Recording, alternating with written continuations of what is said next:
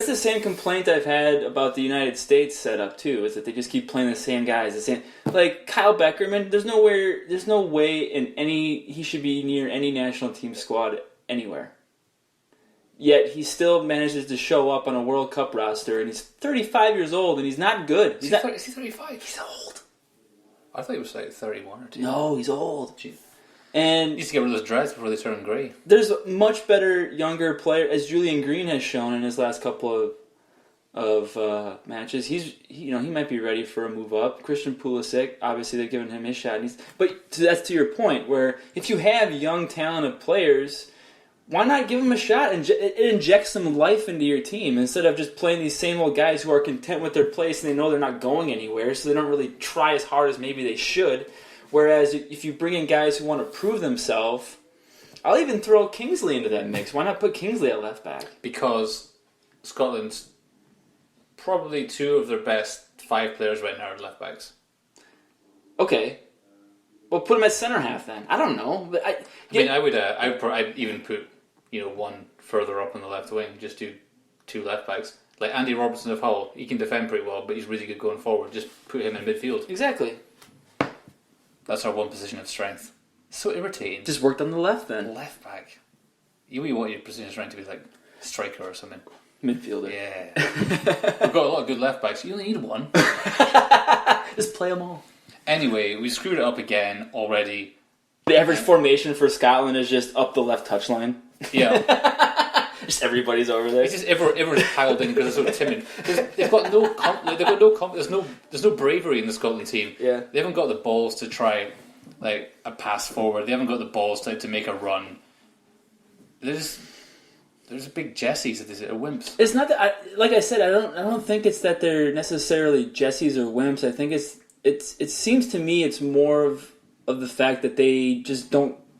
They know that they're always going to be in the national team, and they're resigned to their fate. There's no, you know what I mean. There's no. They're not scared of not making the World Cup because they never make the World Cup. Because they won't. So if they do, then they've already won. Right. There's no consequence for not playing. Exactly. So they just go out there and they don't care.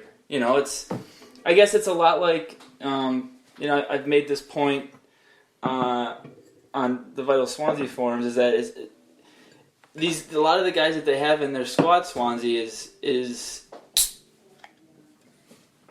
they're guys that they will forever be mid-table caliber players, and they'll just say, well, if I don't make it here, I'll just go to another mid-table Premier League team. Yeah. So it doesn't matter if we get relegated. I'll just get signed by somebody else that's in the mid-table. So it doesn't matter. Nathan Dyer's the equivalent of a high school teacher with tenure. Yeah, exactly. There's nothing to. And they're giving, but not even that. But they're giving contracts to these guys like Montero, like Dyer. Why are these guys getting 4-year extensions? What have they done? I have no idea. They haven't done anything.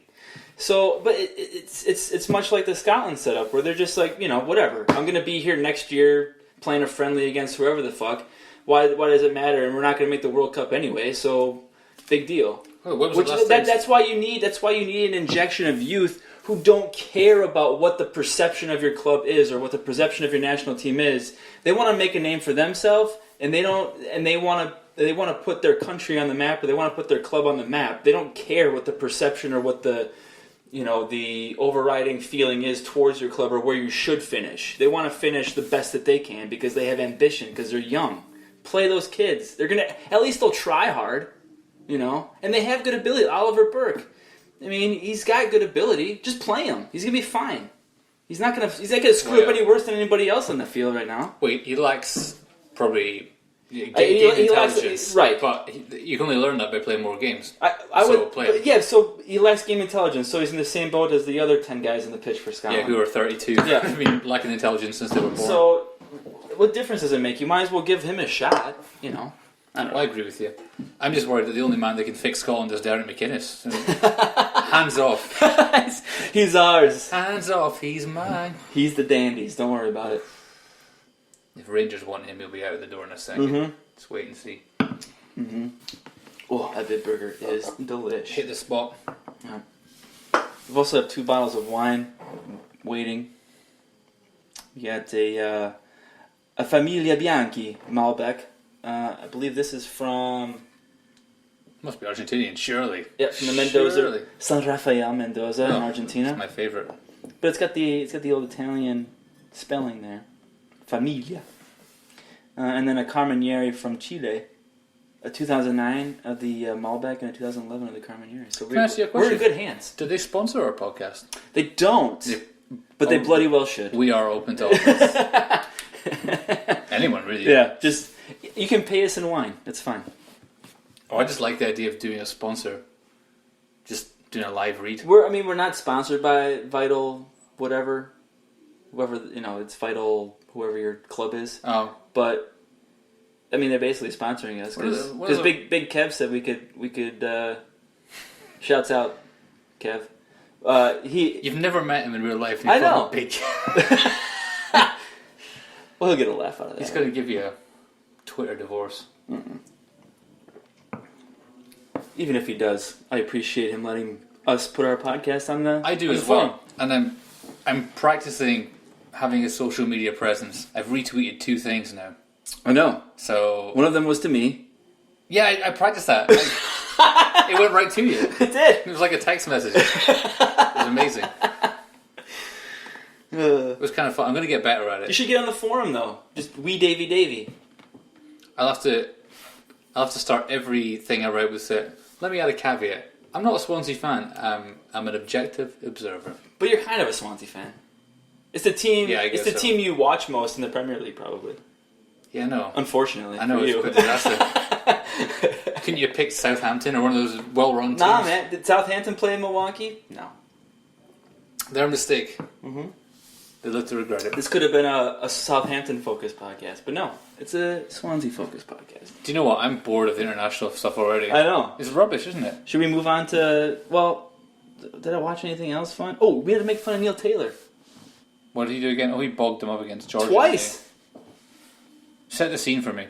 Well, I can't because I don't remember exactly what happened. Because I watched half of the internationals played over the last week, and I can't remember any of them. Much good it did me. I should have wrote something down, but I didn't. Let's just get rid of the qualifiers and have like a straight. I don't even remember knockout. who it was against. Georgia. All right, let's just look up the highlights for Wales, Georgia. How about that? Or if you're Neil Taylor, the low lights. Am I right? Quick-witted. Here's another thing I want to talk about. Actually, as we're looking this up, we'll go back into Swansea here for a second. I've noticed a lot of Swansea fans clamoring for Bob Bradley to bring Jefferson Montero back into the side. Hey, wait, let me finish. Sorry, I've got an idea about their team for Saturday, so I want you to say it first. Okay, all right. I want you to finish first. Okay. Just don't say my idea. All right. I don't have an idea. I'm just saying, why do you want this person who is so easy to defend on your squad? I understand he's a winger, and Swansea have lacked wing play this year, but he's either often injured or not selected because he's not good enough. Or tired of doing a plane. Right. That's 3. I got 3 fingers up for that. So he can't play this weekend already. Well, he's hurt. Oh, of course he is. So he's on the fence if he can even be on the bench. Who cares? Right. He's had, on my mind, he's probably had 3 games, and 2 of them were one of them was in 2014 and the other was in 2015. So the Chelsea first game of last season, right? Yeah, and the Arsenal game when he came off the bench. Which one was that? They won 2-1 at home. It was. That wasn't. Remember, Barrow was charging. That was 2014. It was 2 years ago. Oh, okay. Barrow was charging forward, got fouled, Gylfi free kick, and then they were pressing out the pitch, won the ball out to Montero, did like his move towards the byline, cut it back, Gomes header, 2-1. That's what. I mean, you described that like I described Aberdeen goals from 10 years ago. I imagine there's a lot of views on your YouTube channel. Bloody hell, what's going on there? I don't know.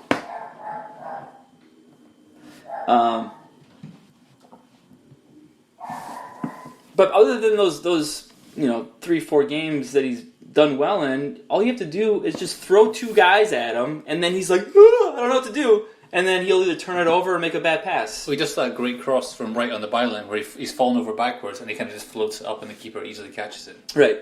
or somebody hits the defender's shins. Okay, now, that said, I just want to tell the Swansea fans, let's take a step back. Let's be honest with ourselves. Is he really that great? It's Jefferson Montero we're talking about here. He's not a world beater. He's not going to add that much more to our squad. Anyway, your point. Well, I was thinking about what they're going to do this weekend. Mm-hmm. And I was thinking, what's the best way to get a result against Arsenal?